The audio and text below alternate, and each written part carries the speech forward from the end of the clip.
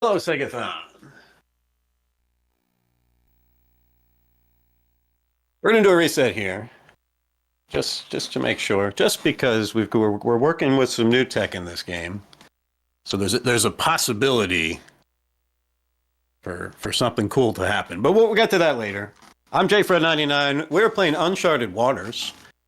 Uncharted Waters is a Koei game. If you're not familiar with Koei, their slogan was, "We supply the past, you make the history." So this is a game where we are going to be a 16th century Portuguese sailor. And we're going to try to recreate the Magellan Expedition. This is a run. It's not really part of the game. It was created by Decapitant316, who was one of the runners of the game.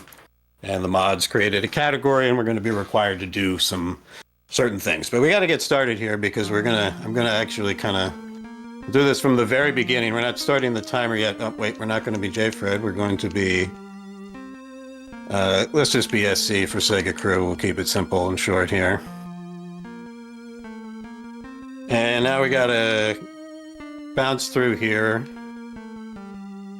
and hopefully get a pretty good bonus number. We don't need a super good bonus number for this short run. The longer run of this game takes several hours. And in that case, maybe you spend a little more time going for a bigger number. But every now and then the bonus is going to roll double. So instead of being somewhere between 40 and 60, it's going to be like over 100. And we have to be careful not to skip past that. Hey, that's a great one. That's what we need. We're going to shoot our charisma all the way up. We're concerned more about wisdom and intelligence here because they're going to help us sail faster. At least I think, from what I've seen, the way this game works. This is actually massive. We'll bring strength up too because that's going to help us get the mates that we need. I think courage actually would be helpful if it's up about there. Those are good numbers. Let's go with that. And we're going to call the first ship we're just going to be uncreative and call it the A. All right, so we are about to start the timer. This screen is going to ask us whether everything is okay, so I'm going to count down here. 5, 4, 3, 2, 1, and we are off. On the Magellan Expedition, there's a whole bunch of stuff there that explains that we have a ship already. We are going to zip right into the shipyard and we are going to remodel our guns so that we can buy one cheap gun, and that is going to allow us to then sell back our old guns and actually make quite a bit of money. So that's good stuff. Now we're going to jump into the ship here. We are going to get rid of all the men that we don't need because we only need 5 guys to sail a ship. It doesn't do us any good if we get into a battle, then we need a lot more than that. But we can sail all over the world with just 5 guys on a ship. And for right now, we do not need all this water. We do not need all this food. We do not need any of this lumber. We are going to get rid of all of that stuff. Oops, I am already menuing incorrectly. Okay. Now we can go and sell. We're going to sell the quartz. We're going to keep the pepper because we can get a better deal for it elsewhere. And then we are going to buy some sugar. Because first you get the sugar. And then you get the money. And then you rule the world. Or that's the idea. Ultimately, that's how you get the girl, though. It's true, though. You get the girl at the end. This is a save the princess game. All right, so let me think about this, make sure I didn't screw anything up. I don't think I did. We are going to go ahead and change our speed to 1 so everything's nice and quick. And while we're doing that, we're going to go ahead and save in case I screwed up. This is a 1 life to live game. You're dead, you're gone, but you can save at any time. So you can always go back to your save spot. You can save yourself into a corner, but it's pretty hard to do. You have to basically have 1 ship, no items, no money, no goods. Then you really wouldn't be able to proceed. You can only hold so much money, 60,000 at a time, but there is a bank in Lisbon where you can bank millions of dollars ultimately if you want to. All right, we have sailed to Bordeaux. We're gonna hop off here in Bordeaux. The idea here is we gotta quickly make a bunch of money so that we can buy a big ship and sail around. So we sold all that stuff at Bordeaux, fairly good prices there. We're going to buy a bunch of grapes because grapes are cheap in Bordeaux, as you might imagine. And we're going to take those grapes and we are going to sail them on up to Antwerp. We're going to see Antwerp's not there yet, or it's not going to show on the map. We're going to have to get, just like we did with Bordeaux there, we're going to have to get real close. A little bit later, we're going to buy a telescope, and that's going to allow us to see these ports from much further away. But for now, I got to just kind of know that Antwerp's right here. And we can get in there. We still got 9 days until we run out of stuff. That's great. We'd be okay even with 8 days, so we're sailing quite well. I'll sell our grapes, and we're going to buy some porcelain.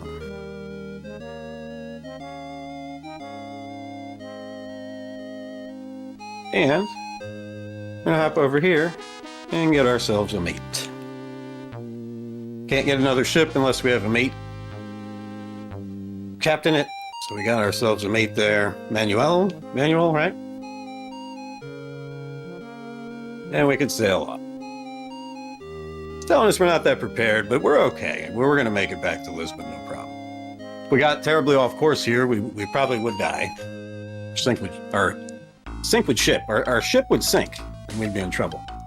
Ultimately, your ships can sink. It's just the flagship that can't sink. In this case, we only have one ship, so it's by default the flagship. But you control the flagship by putting your character on that ship.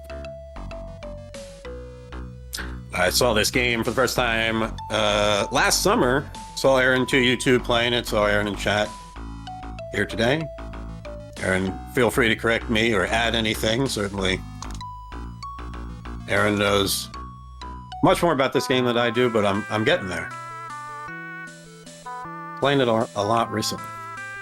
All right, let's get back to, we need to sell our porcelain. I need to make sure I don't mix up this with the other routing that we do here. Oh yeah, okay, we're good. And then we need to buy the sugar. See, we're in Lisbon, which is our hometown, so we can say no. Oops, we can say, don't waste my time. Sorry, man. We can say no to this price, and right now we've got a 5% discount. So we can take it down $1, and we can save a little money. And I just screwed up because I bought too much of the sugar. That's okay. I think we can save that by selling some of the sugar back. So we're going to sell 8 of the sugar. I only needed 62 because I've got to fill up the ship with stuff, or we will die. Right. But we should be able to make it on 4.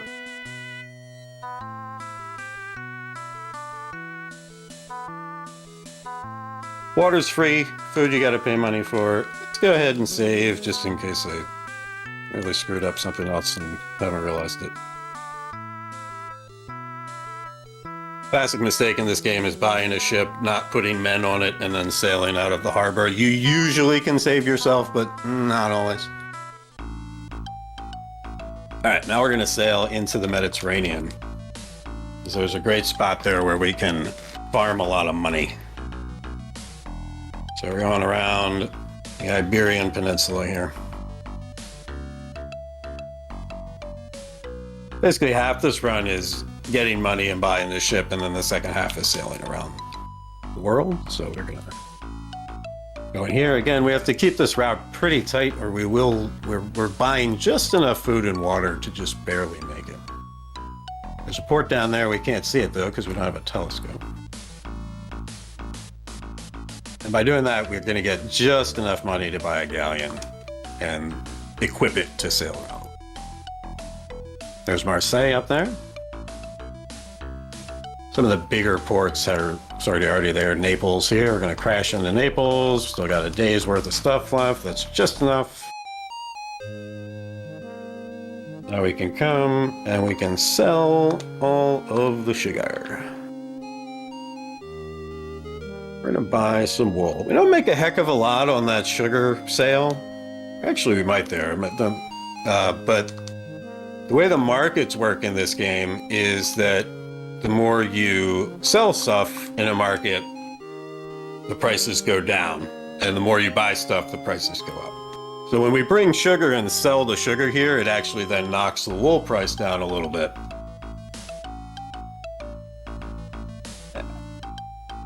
We're gonna just make it here. We're just about to die, but we just managed to squeeze it there. Same concept here. We're gonna sell all this wool. And we're gonna go back here, we're gonna load up and restock so that we don't, again, we don't want to die. But we only need 3. That's gonna get us all the way back to Seville if we sail carefully. Maximize our art purchase here. All right, so selling a bunch of wool here brought art down a little bit. If you keep doing that process, you go back and forth, you buy a ton of wool, you dump the wool here, pushes the art down, then you take the art back to the place where now art goes for great prices because you've been buying all the wool there. Generally how that works. That's cool. 43 is good. I think we're in good shape here. The money can be a little tight. With the new strategy that I've been using, it's a little bit less important. We haven't gotten to that strategy yet. We're going to get there. You'll see. All right, so we're leaving Pisa here. And we're going to go up to Genoa. Get some salami. Actually, there's no salami in this game. Oh, this guy's got a little task for us, and we're not going to do that. We're going to say no to that. We're going to sell our art. Normally, you'd take the art back to Naples, but it's a little quicker just to go to Genoa here since we only need to do it once. Ideally, we'd like to be at 17,000 there, but we're at 16,900. That's going to be enough. That's because I screwed up and I bought too much sugar. Couldn't help myself. All right, I almost forgot. I've killed runs by forgetting to buy. You have to buy the telescope and sextant. Really want the telescope anyway, but it's just a requirement of the run is that you do need to buy those things. So we remember to do that, thank goodness.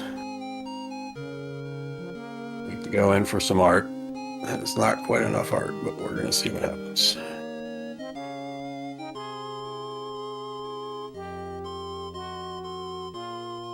Okay. So now, we should have just enough money to do what we need to do. Honestly, that sugar thing the way I used to do it, this would actually be really dicey right now, but I think we're okay with my new method. Hello, Algiers. Goodbye, Algiers. We're going to make it up to Seville here, because that's generally where the Magellan Expedition left from. It's closest we can get to it in this game. And we're going to sell all that art we just bought and get about $20,000. Okay. It's okay. We'll make it work. Alright, so now we're going to buy a new ship. Buy ourselves a galleon, and we're going to buy the cheapest galleon that we can. We're going to put 4-point sails on it. 4-point sails make us go a bit faster. Yeah, that's right. We don't need any gun placements. We don't need any extra bunks for crew. Okay. And we're just going to call this the V. That's for Victoria. That's the only ship that actually made it through the voyage. So hopefully that'll be lucky for me. We're going to go ahead and remodel, and we're going to put a figurehead on it. This should help us with the storms a bit. Yes, this is the vessel.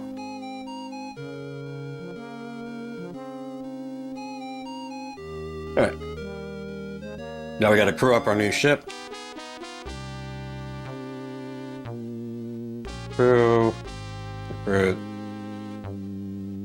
130 should be enough. All right, we got 6 guys. We only need 5. The more people you have, the more food and water they use up, of course. All right, and finally we're gonna buy some food and water.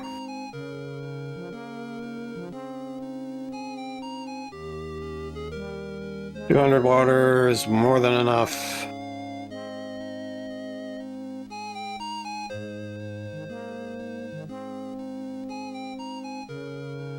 $65 food should be enough.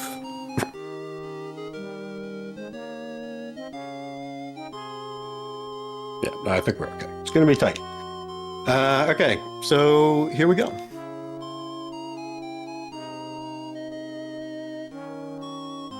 Yeah, no, we're fine.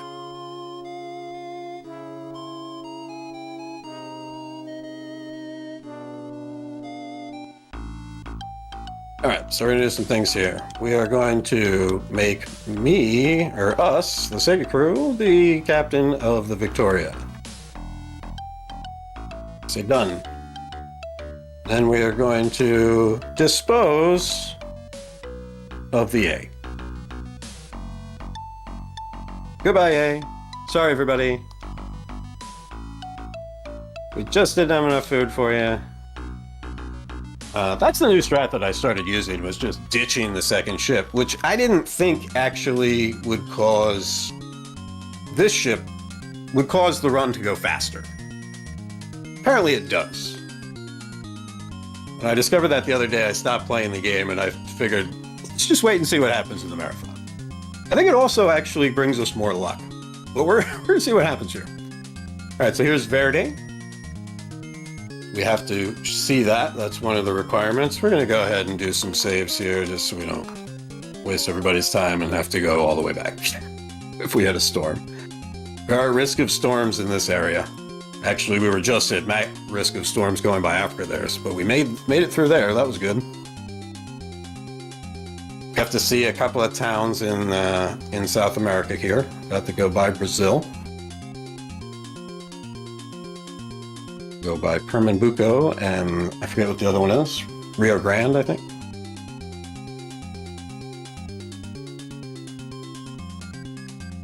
Gonna make a left turn. Left turn. There's Pernambuco. Volume up. Here, the music changes. There's like tropical music, there's Arctic music, and then there's like northern latitudes music. It's really tropical music right now. There's our other city we needed to stop by.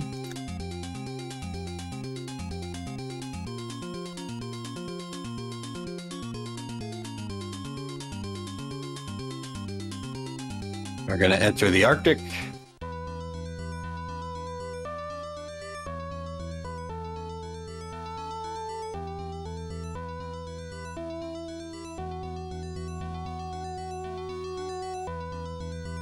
That's very good. That's a place where you often die. We did not. We're going to go down here because there's a town there we don't need to see that we're just going to skip. And here we're going through the Strait of Magellan. Actually, this strait is actually named after the speedrun, believe it or not. And we made it. All right, now we're going around. That was Tierra del Fuego down there. We just went through there, through the strait. Coming up the west coast of South America. The map, if you look on the map, there's sort of a dark line that traces our path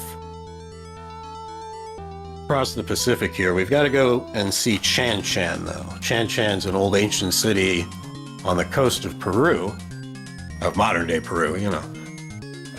By this time, even in this time, early 1500s, this city was pretty much done, like its heyday was over. But we're going to give it a wave. All right, and we're going to save here just because the next screens can be kind of wild.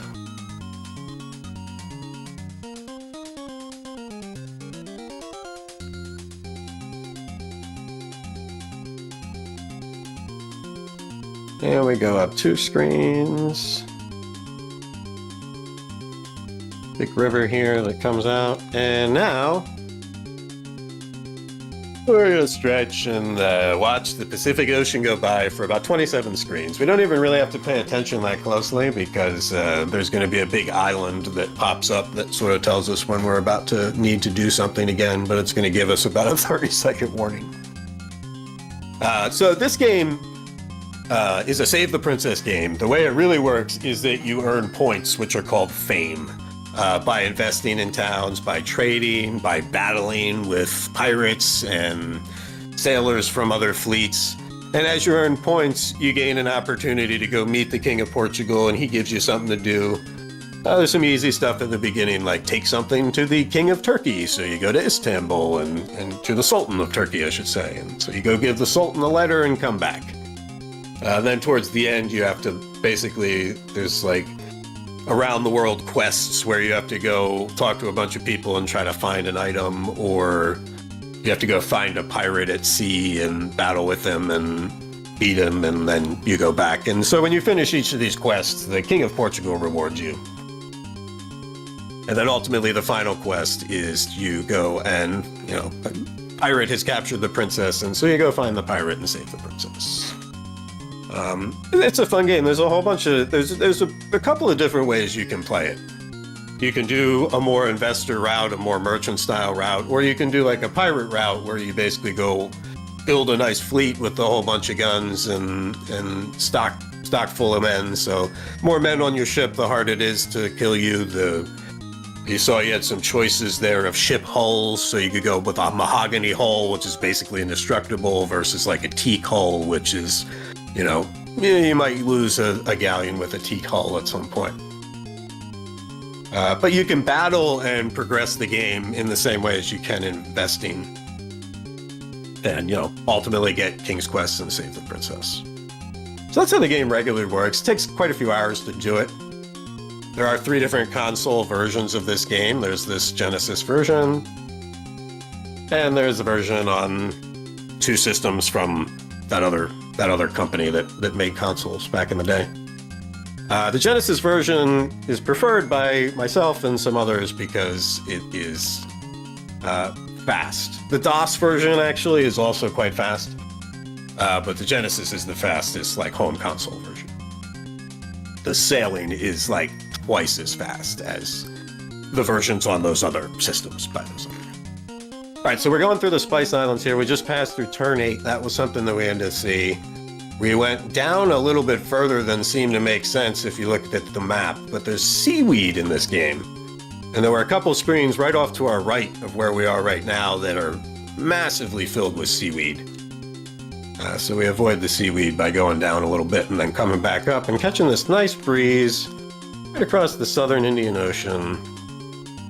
We're going to eventually hit the island of Madagascar here, which is a little bit dicey. Ships have been known to disappear in this area. Let's just say that. So yeah, the Save the Princess run is a several-hour run. Aaron's record for this one is like 3.5 hours. On the other consoles, it's like 6 or more hours. But we also have this Magellan Expedition, which is fairly quick. It's an even quicker one in Santo Domingo. And then if you like meme runs, there's also a Sink the Ship run. Where you just immediately pull all the men off your ship and go sailing and die. See how quick you can do that. I believe Beat Zero has most of the records in that run. Those runs actually have the most run records. I think Lady Gallagher and Pole's Voice have some runs in that category. All right, here we go. It's the last town we have to see. So far, we've made it. There's Cape Town. Now we go 9 screens. Let's count them and hope we don't hit a storm. That was 2. Here's 3. Here's 4.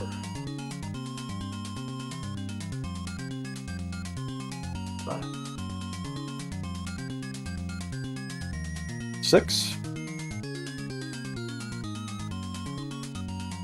7. Oh boy. Oh boy. I was really... I was getting disappointed because I was like, if we don't have a storm, like nobody's gonna believe me, like how crazy the RNG in this game is. But all right, we got a storm. That's right. We got time built in for that. We had a save point. We don't have to go all the way back to Seville. We go back to our save here, and we'll be a little bit more conservative about our saves and perhaps our route as well. But we are gonna have to sail across the Pacific again. So here we go. Again, that's why we're doing the Genesis version. Not just because it's SEGATHON, because any other version this is long. This is a game, yeah, I only found out about it a year ago. It's actually the first RPG that I've ever played. I grew up with this stuff in the 80s and 90s, as I'm sure many other people watching did as well. I played the adventure games where you had swords and shields and ran around and, you know, sorted people. I love racing games. You know, I love a good baseball, a good golf game or whatever. But when I saw this, I just was like, I knew I had to play it. And I did fairly quickly, and I got into it. And for me, the gimmick of this works. It you know, you're a sailor in the 16th century. Something I could never do. I would, I mean, physically, no way, no chance. But it's really neat, and it really does, you know, I was reading about the expedition today. Magellan, of course, did not make it through the expedition. He made it through this part here where we were going across the Pacific. But once we got over to the Spice Islands, yeah, Magellan did some things he probably shouldn't have done, and ultimately, you know, he was did not make it out alive. But the Victoria, one of the 5 ships that originally left from Seville, did eventually make it back with about 50, 60 guys of varying ranks. One of the ships, when they were in South America, and they were just making it, when they had finally found it, and they were making it around the southern tip of South America, when they finally found the strait, one of the ships deserted and went back to Spain. And apparently told all kinds of nasty rumors about Magellan, and yeah, unfortunate, perhaps. But they definitely had gone up at least one river, perhaps the Amazon or something, in South America, and they thought maybe that was the strait. And then they hit the fresh water and they realized, no, this is a river. And they went back. But when they finally found the strait and they never hit the fresh water, and finally there was the Pacific, I mean, that must have really been a day. Can you imagine actually, you know, being on that quest and finding the thing that you're looking for? Anyway, so here we are. There was turn 8. We're in the Spice Islands here. That's like Papua New Guinea there to our right. If we go straight down, we will hit Australia. There's a little supply port in Australia. Let's go ahead and do ourselves a favor, and we'll do a save here. Sumatra and Java are north of us here. That's where some of the seaweed is. We're going to avoid that. The game has supply ports where you can only get water and food. So you can't sell anything. You can't fix your ships, although you can fix your ships on any shoreline if you have lumber. You can always go ashore somewhere. You can fix your ships. You can move men to different ships. You can also just hang out and let the time pass, let the in-game time pass, which is actually a major strategy of the regular speedrun, is you can progress the king's quests by, you know, so the king gives you, he says, hey, go find this pirate. And you're like, dude, I don't want to go find that pirate. So you know, hopefully you saved right before you went in there. So you just reset, go back in, and, well, you reset, then you go sit on the shore for a month, and then go back in, and the king usually has a different quest for you. Aaron calls that save scumming, I believe. Is that what we call that? Yeah, that's a huge part of the regular speedrun, because otherwise there are quests that are much, much faster than other quests. And you have to do 8 of them, I think, in total. So you're never, I mean, maybe someday. It's a long enough game that, you know, you can't really rely on just the luck. It's often a lot quicker to just go wait on the shore for about 2 minutes of real time. About a month or so of in-game time. and wait out the next quest. Especially at the beginning of the game, because you can usually just get a quest. Like one of the quests is just to go to Seville, which just takes like a minute, and then come back.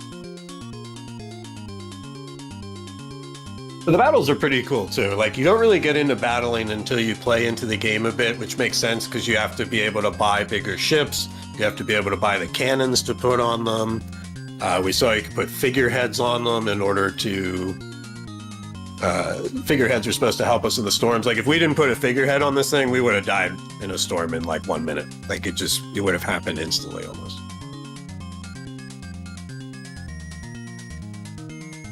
You can also change up your sails if you want. You can choose how many masts you want, which affects sort of steering versus power. We would never have made it across the Pacific, or it would have been really hard to make it across the Pacific with 3-point sails. Those are more for turning. Ultimately, you got a whole bunch of stats. I'll show you here at the end when we get into Seville. Well, this game's all basically about building points and stats. And oops. Oh. We're gonna get there, I tell you. That's all right. We saved. I was much more conservative on the save there. We were only a minute out from a save. Usually when you stay closer to the land, you can avoid the storms, but East Africa is just brutal. We're going to absolutely hug the land here and see if we can make it. We were hugging the land there. I mean...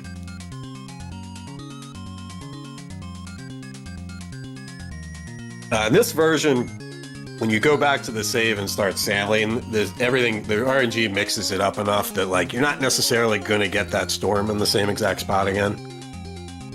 I believe at least one of the other versions is not as forgiving.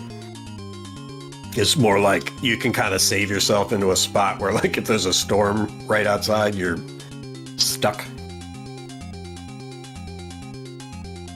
There's not too many places you can save yourself into a hole, but there are, like, if someone's just about to battle you, like, you can choose to go battle other ships, but they can also choose to battle you.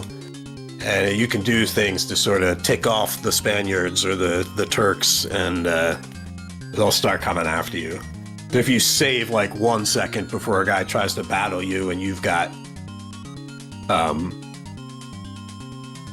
a ship with only 5 guys on it, yeah, you probably need to start a new game. Okay, fingers crossed. I don't know where I am. I lost count. Usually I count. It's 9 from Cape Town to get over to not here. Here? Yes. All right, now we're there. All right, so we are coming up on closing time, unless a storm gets us here in the north of Africa, but hopefully it won't. Once we make it out of the tropics, we are safe. These last couple screens, I have been hit here. I've had runs that got there and died because of a storm. Alright, so there's the port of the Mediterranean, and here we're going to make a right. We just got about 2 screens. And we are going to be, as soon as Seville pops up, and we can see the town, that is when the time stops, and it is now. Yeah. Okay. So I'm kind of glad we got some storms there. I was actually kind of afraid we wouldn't. And like, what's the fun in that? The fun in that might have been that we could have improved the world record, but it's all right. There's plenty of time for world records another day. But here we can see gives you a general view of how this game works. The fame is points. You know, you just think of it as points or whatever. As your fame goes up, which is basically by doing all kinds of different things, battling and whatnot. There are thresholds there where then you can go to the king and he'll ask you to go do something for him, and you know. And then you go, right now we're nothing, but you gain ranks. So you become a page and then a knight and a baron and ultimately a viscount, or I think a marquis if you want to. And you build up the points there, the battling experience, the sailing experience. I think you can go to level 50. I did a long multi-day run recently where I pushed the levels up close to 30. I think I got over 30. And then at the bottom too, I think for whatever reason we always start with charisma at 100. I think it helps keep your mates friendly. You do want to pay your mates every now and then, or they might run off with a ship, particularly if you start a battle and they're not happy with you, if their morale's low or whatever that value is for them. they'll run off on you. But then wisdom and intelligence are pretty much sailing characteristics. Strengths and courage are like battle statistic kind of things. And you age every year. I think on January 1st you turn a new age. Anyway, fun little game, fun little run. Obviously, again, the whole game is a much longer ordeal, but it's very immersive, at least for me. It's very fun kind of thing that keeps you. The only reason I don't play it is sometimes because it'll keep me up all night. But this was a lot of fun. We hit some storms, but we made it around the world. I'm going to be back tomorrow night with some racing. We'll be doing some kind of a unique version of Outrun, and the Master System Marceau and I will be back with a motorcycle race. We'll be doing some road rash. That is it for me now. Thanks so much. Thanks so much for the GGs, everybody. Have a great evening. Have a great day. Have a great SEGATHON.